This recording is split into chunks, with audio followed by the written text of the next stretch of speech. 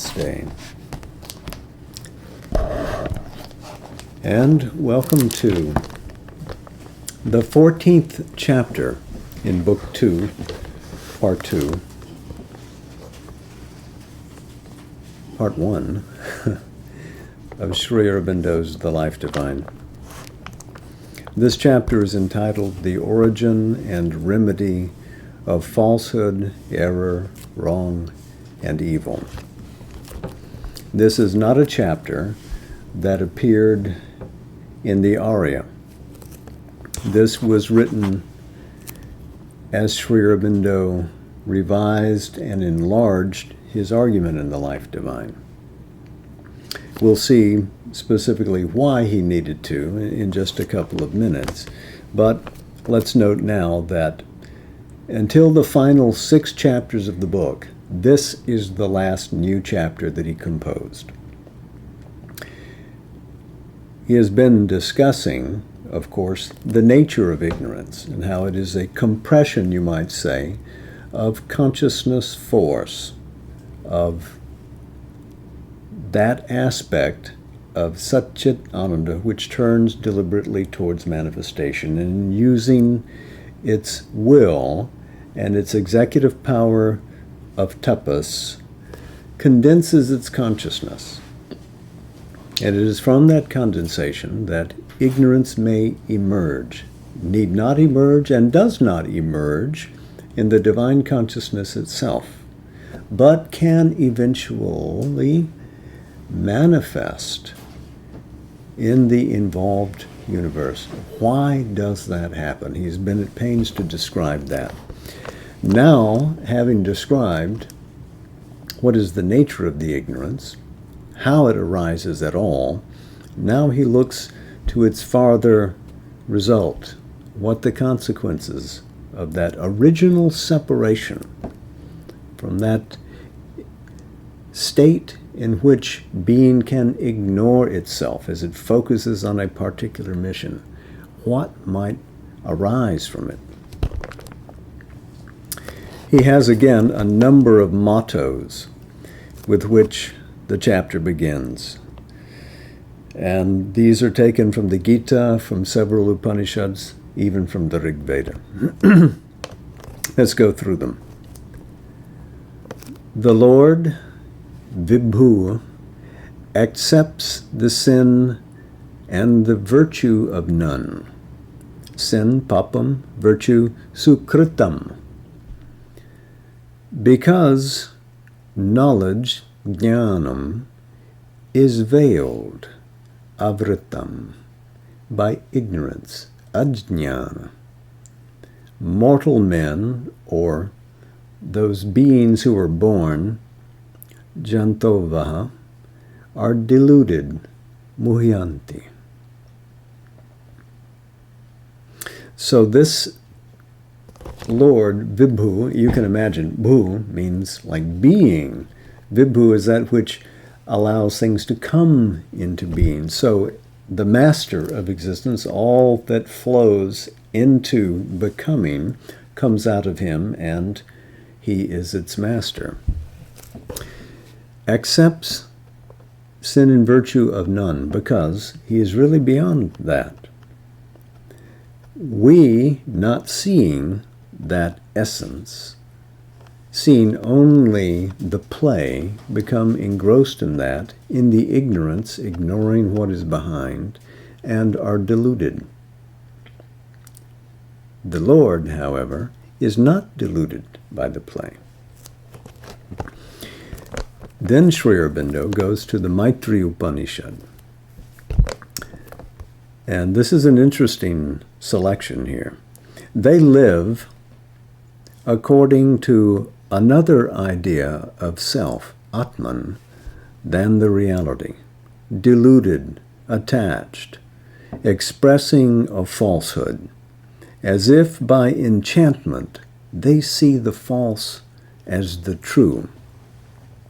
This is a passage in which Brahma, the creator God, dealing with the Devas and the Asuras, beguiles the Asuras with an answer to their question that fits their consciousness. Because they don't see reality as it is, because they're not in tune with that, he gives them a seeming answer, which allows them to undo themselves. And eventually they don't wind up with mastery of the cosmos. Let us note that.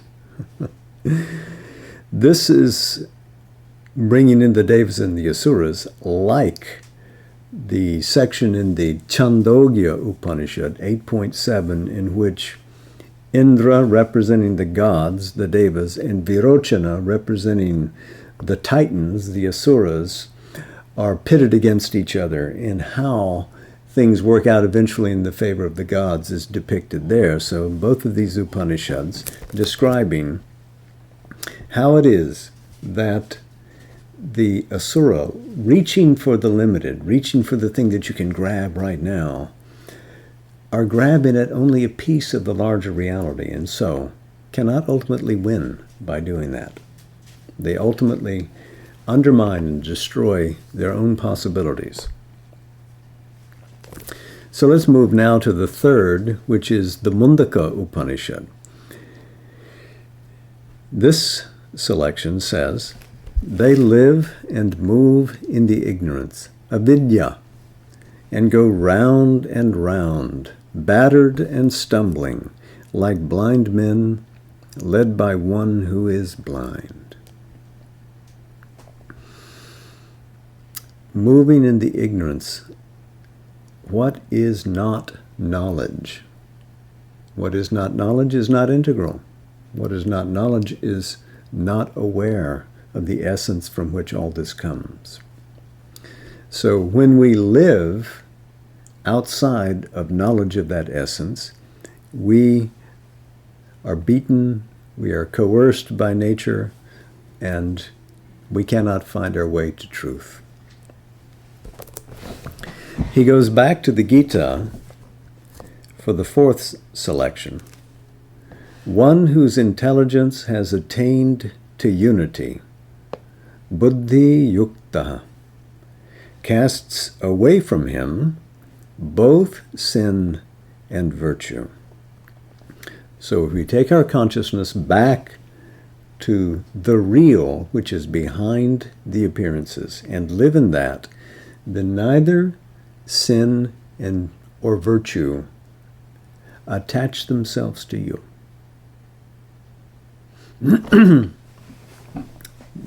To underscore that point, he then goes to the Taittiriya Upanishad. He who has found the bliss of the eternal, Brahmana Anandam, is afflicted no more by the thought, why have I not done the good, sadhu? Why have I done evil, papam? One who knows the self, the Atman, extricates himself from both these things. So getting back into what is authentically real means that you live in bliss. Live beyond the dualities of pleasure and pain and truth and falsehood and good and evil. That is worth searching for. That is worth arriving at. Then he goes to the Rig Veda. This is from the 7th book, 60th hymn, 5th verse. And this is right after the hymn, by the way, the famous Triambaka hymn. This selection says, these are they who are conscious of the much falsehood, anritasya, in the world. They grow in the house of truth, ritasya. They are strong and invincible sons, putra, of infinity, aditi. So those who are truly the children of the Divine Mother, she who is infinite, Aditi, who has no walls, who has no limitations, can see what is false, and they grow through the steps of truth. Ritasya. Remember, Rita is organized, harmonious expression of the nature of truth. It is truth made dynamic and made wide, and yet congeals as a whole. It is not lost in its wideness. It is contained in an ordered vision of truth. And then finally, we go to the Brihadaranyaka Upanishad, the great forest treatise. The first and the highest, Pratama Uttame, are truth, Satyam. In the middle, Madhyataha, there is falsehood, Anritam. But it is taken between the truth on both sides of it, and it draws its being from the truth. So even that which is disordered, Anritam, he translates here as falsehood, because it's out of sync with Ritam, the cosmic order of the truth. But it is as if taken from the essence above and an emerging truth below, and so naturally, because it is surrounded by truth, it must eventually adhere to truth, because it cannot persevere against the all-enclosing truth which encompasses it. Now he has a footnote here.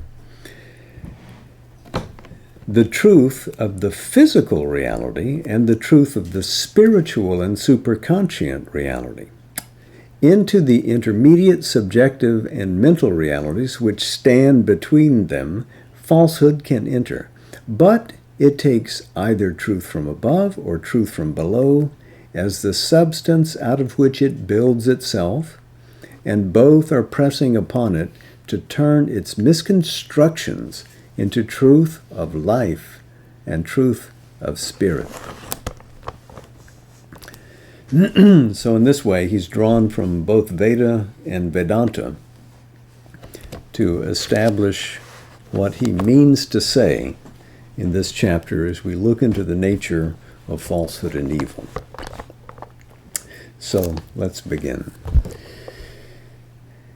If ignorance is in its nature a self-limiting knowledge, oblivious of the integral self-awareness, and confined to an exclusive concentration in a single field or upon a concealing surface of cosmic movement, what, in this view, are we to make of the problem which most poignantly preoccupies the mind of man when it is turned on the mystery of his own existence and of cosmic existence, the problem of evil? So, this idea of a self-limiting knowledge, the extended power of the consciousness force, purposely absenting itself from its integrality and confining itself to this field, allows ignorance to form. And why then would this occur in a way that would permit evil to rise? This idea, the problem of evil, has bedeviled human philosophy for millenniums now. It's essentially theodicy, the problem of God's management of the universe.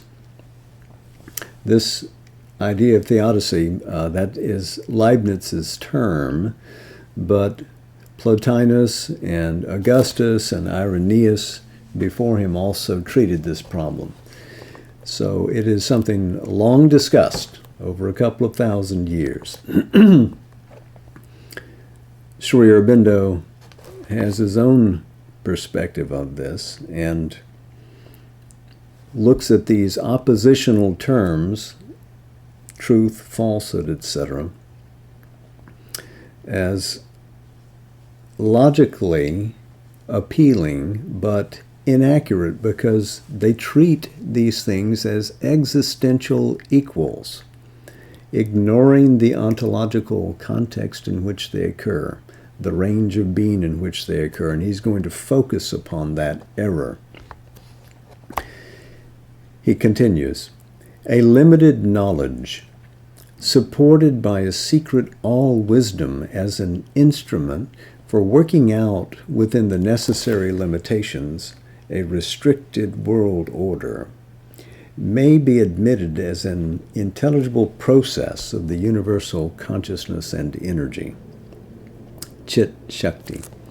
But the necessity of falsehood and error, the necessity of wrong and evil, or their utility in the workings of the omnipresent divine reality is less easily admissible. And yet, if that reality is what we have supposed it to be, there must be some necessity for the appearance of these contrary phenomena, some significance, some function that they had to serve in the economy of the universe.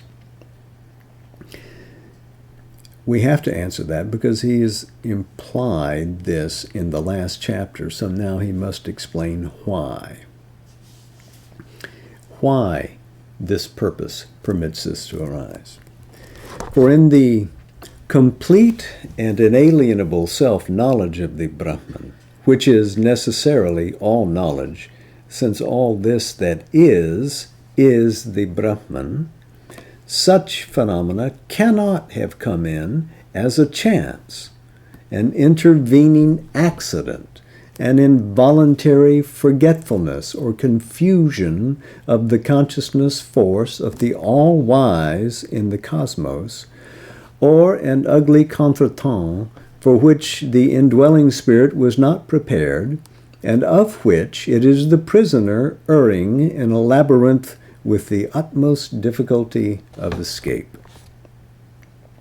A contretemps is something that happens inopportunely.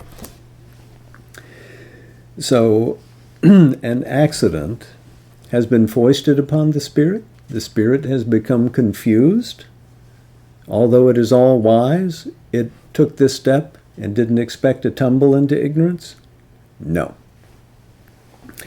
Nor can it be an inexplicable mystery of being, original and eternal, of which the divine all-teacher is incapable of giving an account to himself or to us. There must be behind it a significance of the all-wisdom itself, a power of the all-consciousness which permits and uses it for some indispensable function in the present workings of our self-experience and world experience. This aspect of existence needs now to be examined more directly and determined in its origins and the limits of its reality and its place in nature. This problem may be taken up from 3 points of view: its relation to the Absolute, the Supreme Reality, its origin, and its place in the cosmic workings, its action and point of hold in the individual being. So again, the transcendent, the universal, the individual. It is evident that these contrary phenomena have no direct root in the Supreme Reality itself. There is nothing there that has this character. They are creations of the ignorance and inconscience, not fundamental or primary aspects of the being, not native to the transcendence or to the infinite power of the cosmic spirit. So he asserts that these arise from an inception in the ignorance and a basis in the inconscience. It is sometimes reasoned that as truth and good have their absolutes, so falsehood and evil must also have their absolutes. Or if it is not so, then both must belong to the relativity only. Knowledge and ignorance, truth and falsehood, good and evil exist only in relation to each other, and beyond the dualities here, they have no existence. This is that false equivalency that we were speaking about earlier. It looks like this logical opposition should have meaning, should have bearing. And now he's going to explode this. But this, he writes, is not the fundamental truth of the relation of these opposites. For in the first place, falsehood and evil are, unlike truth and good, very clearly results of the ignorance, and cannot exist where there is no ignorance. They can have no self-existence in the divine being. They cannot be native elements of the supreme nature.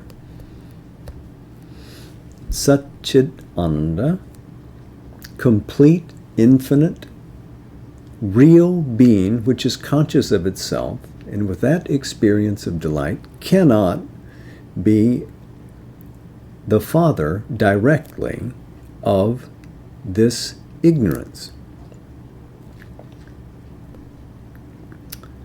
If then the limited knowledge which is the nature of ignorance renounces its limitations, if ignorance disappears into knowledge, evil and falsehood can no longer endure, for both are fruits of unconsciousness and wrong consciousness, and if true or whole consciousness is there replacing ignorance, they have no longer any basis for their existence. So, if we can move from limited ignorance and rise to full knowledge, that proves that ignorance cannot be primary. There can therefore be no absolute of falsehood, no absolute of evil, both of these things arising from ignorance. These things are a byproduct of the world movement. The somber flowers of falsehood and suffering and evil have their root in the black soil of the inconscient. Let us note that. Therefore, Satchitananda, the existence, consciousness, and bliss, is not the direct transmitter of ignorance. It comes from a different source. Falsehood, suffering, and evil all rise out of the inconscient, which is the involved extreme opposite of Satchitananda. On the other hand, there is no such intrinsic obstacle to the absoluteness of truth and good. The relativity of truth and error, good and evil, is a fact of our experience, but it is similarly a byproduct. It is not a permanent factor native to existence, for it is true only of the valuations made by the human consciousness, true only of our partial knowledge and partial ignorance. Truth is relative to us because our knowledge is surrounded by ignorance. This is almost a direct allusion to the passage from the Brihadaranyaka Upanishad cited above. Our exact vision stops short at outside appearances, which are not the complete truth of things. And if we go deeper, the illuminations we arrive at are guesses or inferences or intimations, not a sight of indubitable realities. Our conclusions are partial, speculative, or constructed. Our statement of them, which is the expression of our indirect contact with the reality, has the nature of representations or figures, word images of thought perceptions that are themselves images, not embodiments of truth itself, not directly real and authentic. Indubitable means what cannot be doubted. He says here that they are not directly real and authentic. So he's saying that these things are representational. They are characteristic of the mind. The mind does not give you the thing itself. There's a representation in front, a simulacrum, and that relates to you what that thing behind means.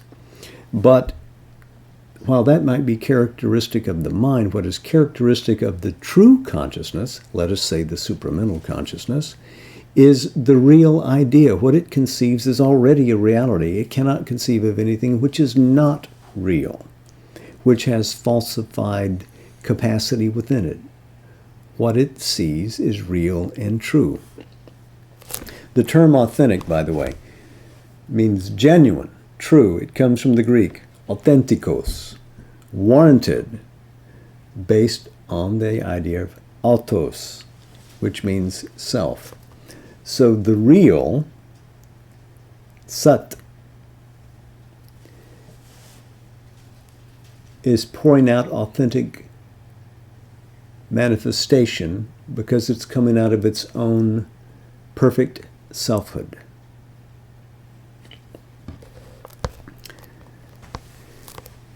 He continues, these figures or representations are imperfect and opaque and carry with them their shadow of nescience or error, for they seem to deny or shut out other truths, and even the truth they express does not get its full value.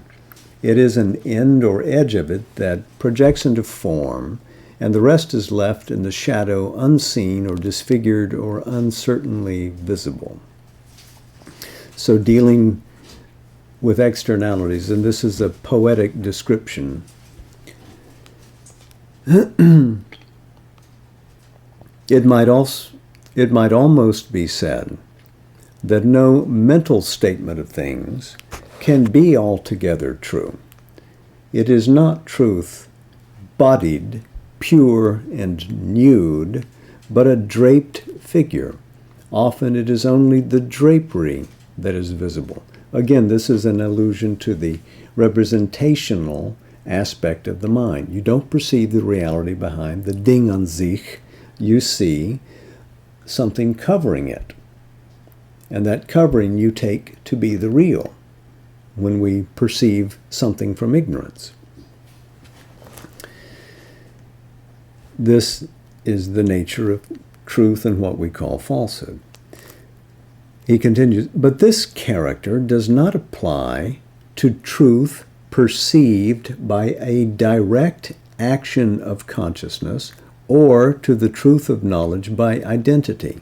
So the mind represents something, but it is possible to have an action of consciousness which is direct, which penetrates to the truth. And it is authentic because it arises from within the totality of the true self. He says, our seeing there may be limited, but so far as it extends, it is authentic. This direct action of consciousness, perceiving a truth behind. It is authentic, and authenticity is a first step towards absoluteness. So, we see a progression here. One is the view of ignorance, which is representational. And then there is a direct action of consciousness, which is authentic and can penetrate to the Ding an sich, the thing behind, and see it authentically for what it is.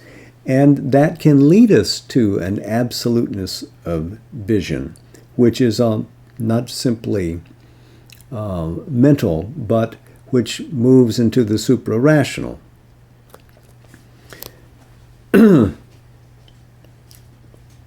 Error, he says, may attach itself to a direct or identical vision of things by a mental accretion, by a mistaken or illegitimate extension, or by the mind's misinterpretation, but it does not enter into the substance. This authentic or identical vision or experience of things is the true nature of knowledge, and it is self-existent within the being, although rendered in our minds by a secondary formation that is unauthentic and derivative, the representation. Ignorance in its origin has not this self-existence or this authenticity. It exists by a limitation or absence or abeyance of knowledge. Error by a deviation from truth. Falsehood by a distortion of truth or its contradiction and denial. But it cannot be similarly said of knowledge that in its very nature it exists only by a limitation or absence or abeyance of ignorance. It may indeed emerge in the human mind partly by a process of such limitation or abeyance, by the receding of darkness from a partial light, or it may have the aspect of ignorance turning into knowledge. But in fact, it rises by an independent birth from our depths where it has a native existence. So he is suggesting that the power of truth to emerge has its inning and will win.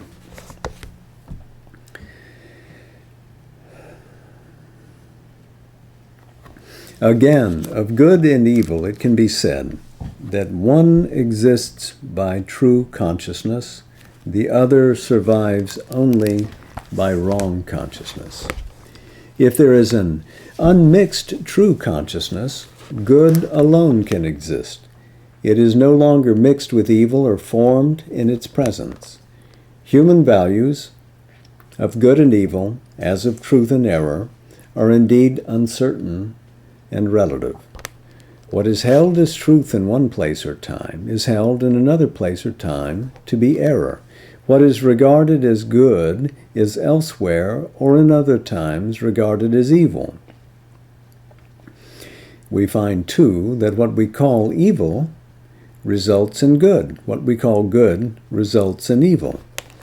But this untoward outcome of good producing evil is due to the confusion and mixture of knowledge and ignorance, to the penetration of true consciousness by wrong consciousness, so that there is an ignorant or mistaken application of our good, or it is due to the intervention of afflicting forces.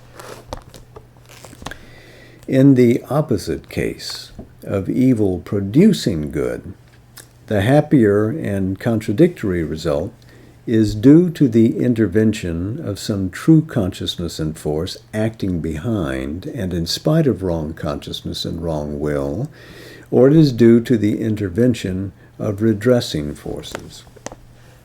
So he is referring here to subtler realities impinging on the external in both directions.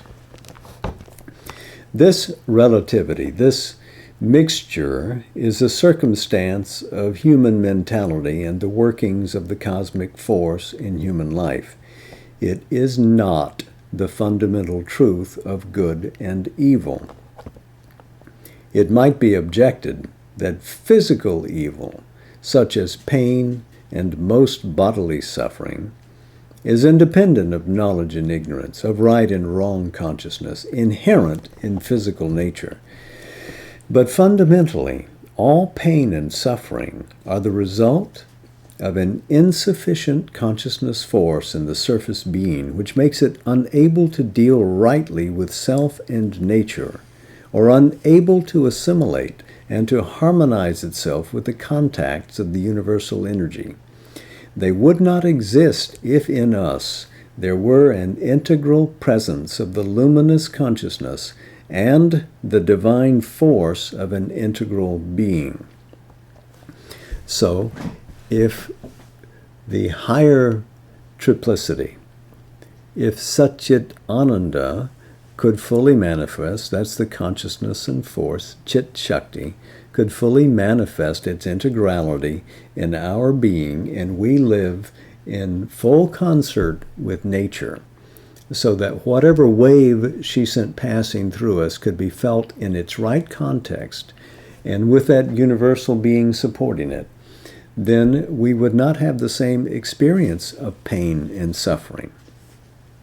That would change. We would have a radically different experience. It would be anandic in character.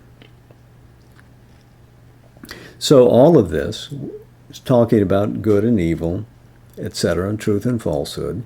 These things seem to be at play with each other in the cosmos, but it's because of the limitation of the field in which they are permitted to play.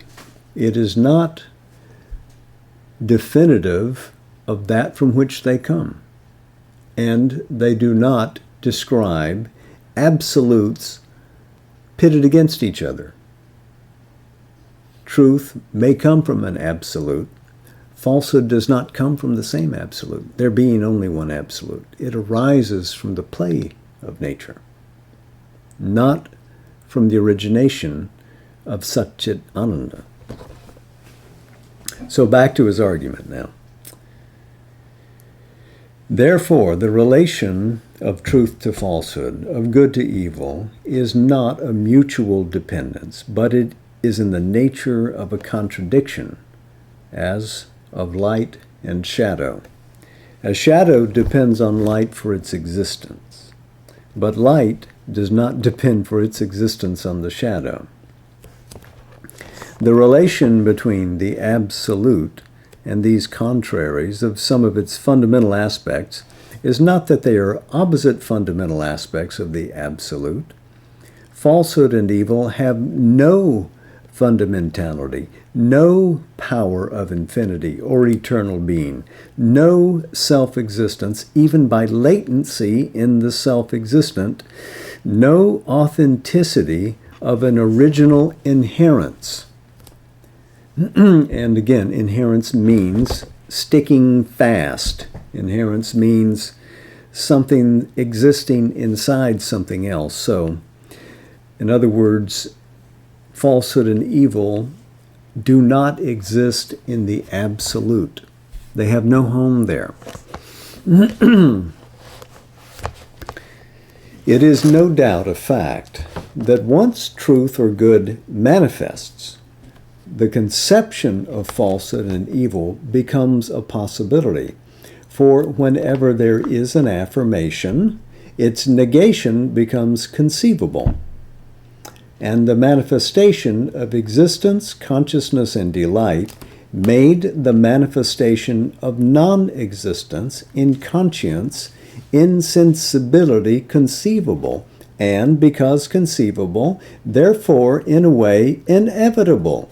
For all possibilities push towards actuality until they reach it. So is it with these contraries of the aspects of the divine existence. So as soon as Satchit Ananda within itself conceives of this possibility of manifesting itself, and this is the power of the creative harmonic range of conscious being that we call the supramental, then these contraries can come into being in seed form, non-existence, inconscience, insensibility, representing their opposites.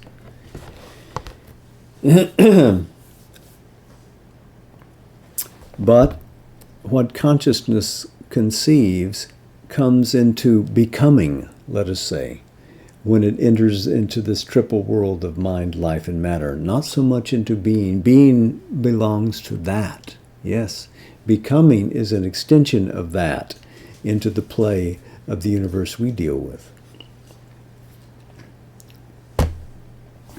It may be said on this ground that these opposites, since they must be immediately perceivable by the manifesting consciousness on the very threshold of manifestation, can take rank as implied absolutes and are inseparable from all cosmic existence.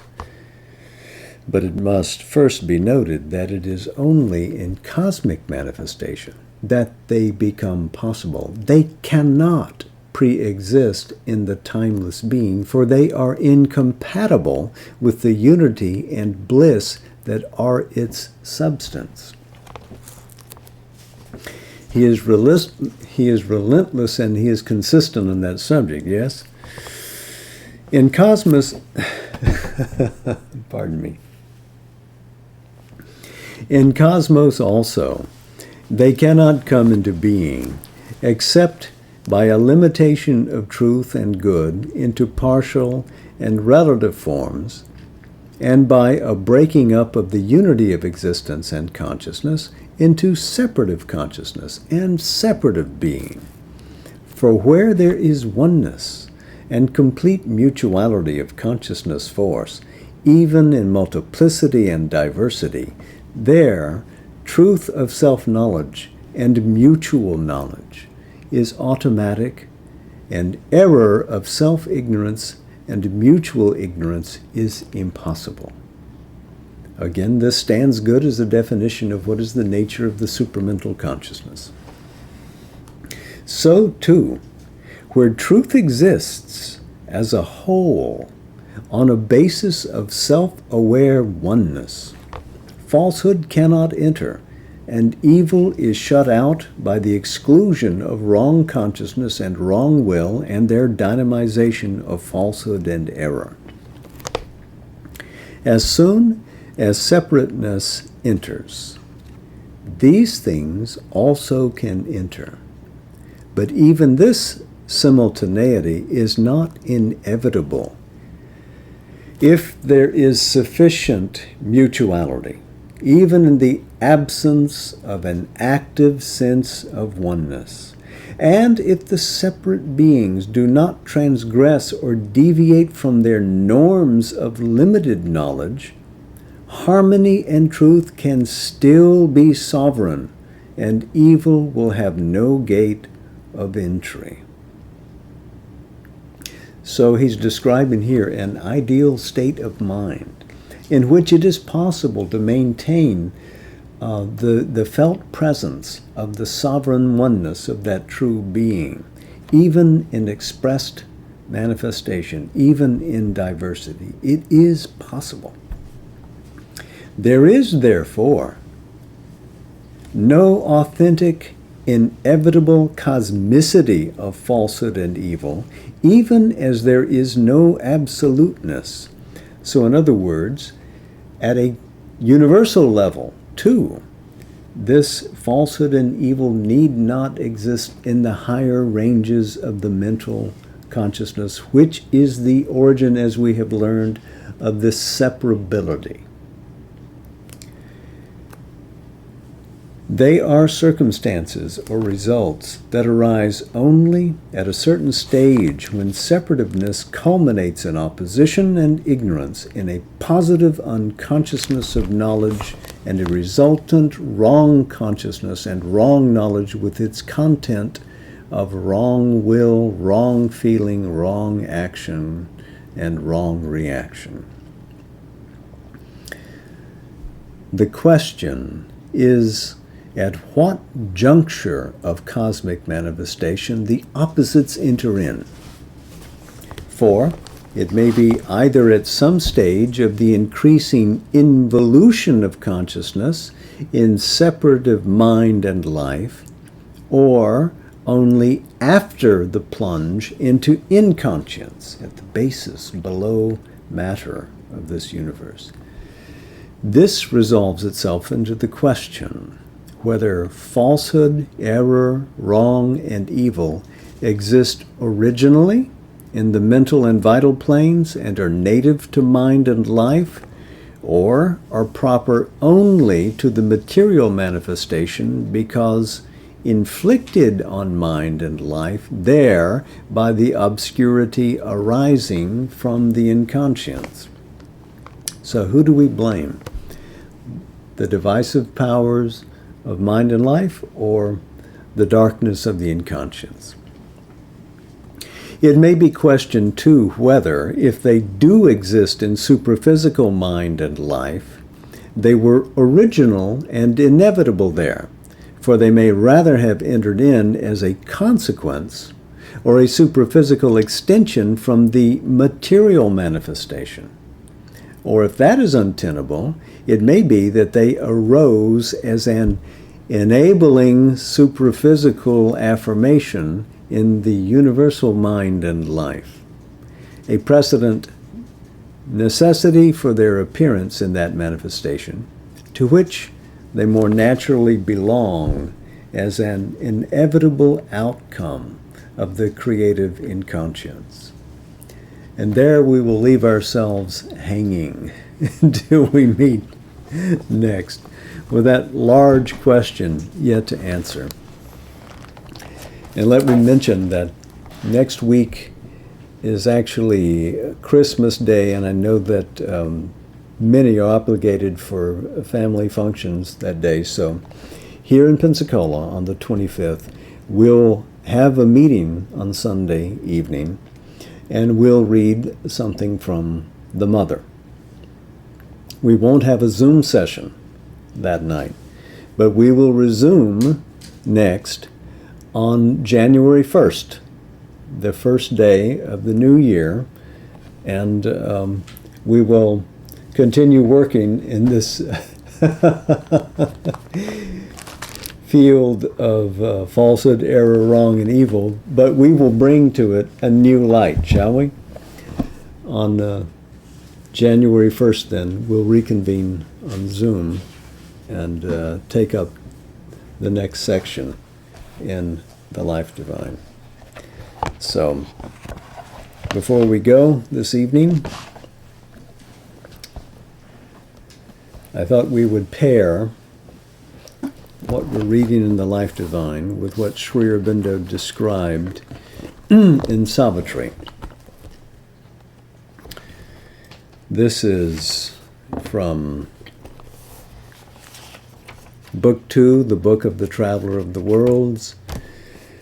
This is the opening passage in Canto 8, the world of falsehood, the mother of evil, and the sons of darkness.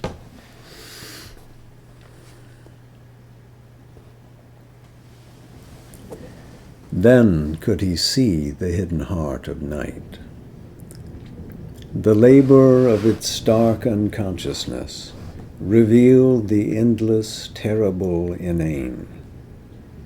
A spiritless blank infinity was there, a nature that denied the eternal truth, in the vain braggart freedom of its thought, hoped to abolish God and reign alone. There was no sovereign guest, no witness light. Unhelped, it would create its own bleak world. Its large blind eyes looked out on demon acts. Its deaf ears heard the untruth its dumb lips spoke. Its huge, misguided fancy took vast shapes. Its mindless sentience quivered with fierce conceits, engendering a brute principle of life. Evil and pain begot a monstrous soul. The anarchs of the formless depths arose, great Titan beings and demoniac powers, world egos racked with lust and thought and will, vast minds and lives without a spirit within. Impatient architects of error's house, leaders of the cosmic ignorance and unrest, and sponsors of sorrow and mortality, embodied the dark ideas of the abyss. A shadow substance into emptiness came. Dim forms were born in the unthinking void, and eddies met and made an adverse space, in whose black folds being imagined hell. His eyes piercing the triple-plated gloom, identified their sight with its blind stare. Accustomed to the unnatural dark, they saw unreality made real and conscious night.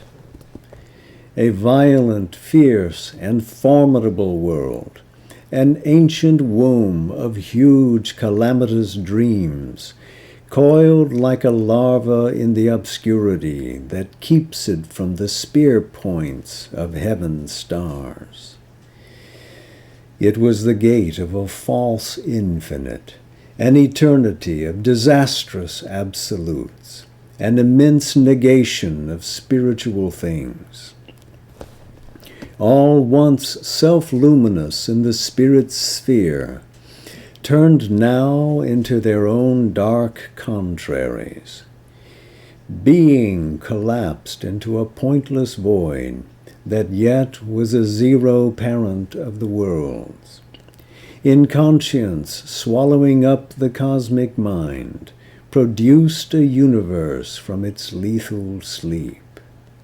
Bliss into black coma fallen, insensible, coiled back to itself and God's eternal joy through a false poignant figure of grief and pain, still dolorously nailed upon a cross, fixed in the soil of a dumb insentient world where birth was a pang and death an agony, lest all too soon should change again to bliss. Thought sat, a priestess of perversity, on her black tripod of the triune snake, reading by opposite signs the eternal script, a sorceress reversing life's God frame. In darkling aisles, with evil eyes for lamps, and fatal voices chanting from the apse, in strange, infernal, dim basilicas, intoning the magic of the unholy word, the ominous, profound initiate performed the ritual of her mysteries. Their suffering was nature's daily food, alluring to the anguished heart and flesh, and torture was the formula of delight. Pain mimicked the celestial ecstasy. Their good, a faithless gardener of God, watered with virtue the world's upas tree, and careful of the outward word and act, engrafted his hypocrite blooms on native ill. All high things served their nether opposite. The forms of gods sustained a demon cult. Heaven's face became a mask and snare of hell.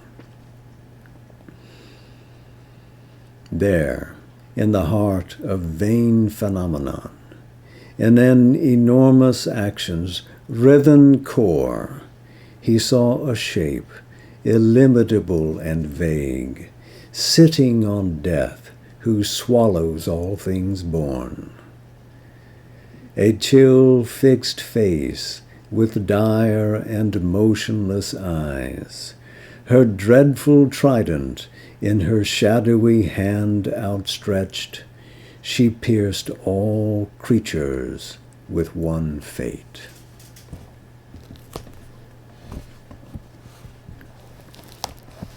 Well, perhaps appropriate to what we've been reading, but I wish you all light and love and a vast embracing unity. The return of light is at hand. Yes. Namaste, Jai Ma, and to all our friends on Zoom, again.